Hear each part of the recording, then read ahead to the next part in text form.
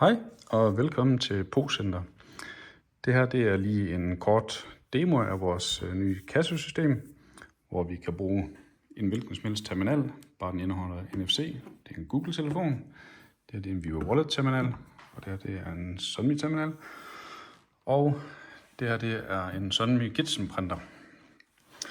Det jeg lige vil demonstrere nu her, det er, hvor vi bruger systemet her som en kasseterminal, hvor jeg lige går ind og bestiller en pizza.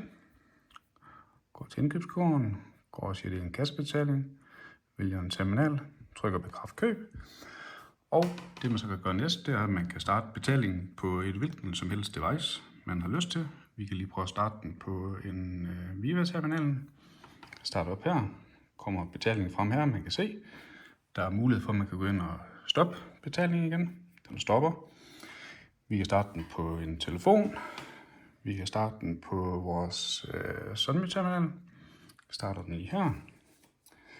Vi betaler med kreditkort. Lægger på her. Vi får at vide, at der er kommet en ny betaling på vores køkkenprinter. Og der blev printet en bon ud.